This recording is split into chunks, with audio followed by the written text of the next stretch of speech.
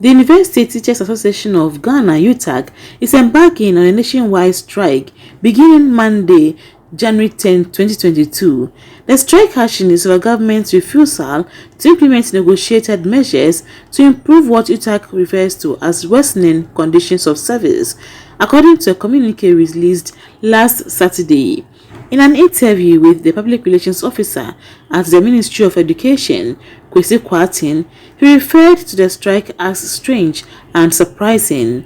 If you recall, on the 6th of October 2021, I recall there was some very extensive meeting between the leadership of UTAG and of course the government side, i.e. the Ministry of Education and all our key stakeholders. The negotiation concluded that government agreed to pay members of UTAG from an amount of 1,500 cedis to $1,600. I mean, that is about, those arithmetically you can do is around almost 300% increment. And so from a position of 1,500 cedis to $1,600 meant that, that is we held a very fruitful conversation. It is against this backdrop that the two parties, including UTAG and government, agreed that statistical service should finish the conduct of the labor market survey so that they will guide, going forward the conditions of services. Of course, that has also been at the end of the day demanded by UTAG. So for me, I find it quite strange and very surprising that you resolve to make an implementation of an agreement that will resolve on the 6th of October, that it should start somewhere in 2022, and all of a sudden in your statement to go on strike you cite that it ought to have been implemented in 2021. On the issue of increment in book and research allowances, Mr. Kwarteng questioned the accountability of UTAG's demand. I am not suggesting that public lecturers are not doing research, but there are situations where, for instance, there could be genuine cases where you may question whether or not even research has been conducted. So whilst we have a conversation about this, it's also an invitation, it's also an opportunity for all of us to discuss once again whether or not this is the way to go as a country. In order to ascertain the extent of how the strike will affect students, GNA visited some tertiary institutions. I feel very bad because this has happened before. That was somewhere last year.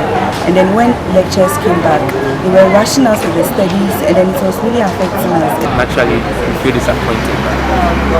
What are you going to do? That is the country we are in right now.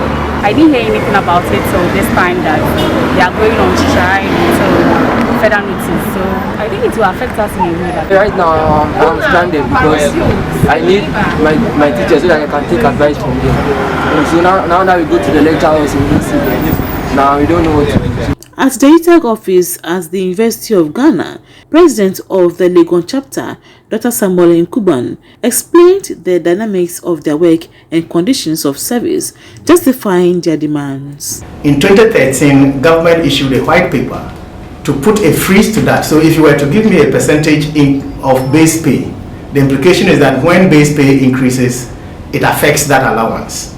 But in 2013, there was a freeze to the interim market premium for government to be able to conduct a labor market survey, which would cause them to be able to determine which skills are indeed critical, which skills are in short supply, what level of market premium you put to those skills, right? And so from 2013 until date, that has not been done. So our simple request is that if you are unable to implement the labor market survey of 2019 by close of December, restore us to 114% of current basic salary as interim market premium. The other component which deals with the research, what we are indicating is that for our universities to be ranked high, for our country to be ranked high in terms of visibility, you need to research and to publish in high impact journals. And so if you were to give somebody 1,500 Ghana cedis all through the year as research allowance, what we are saying is that we are indulging in an attitude of mediocrity.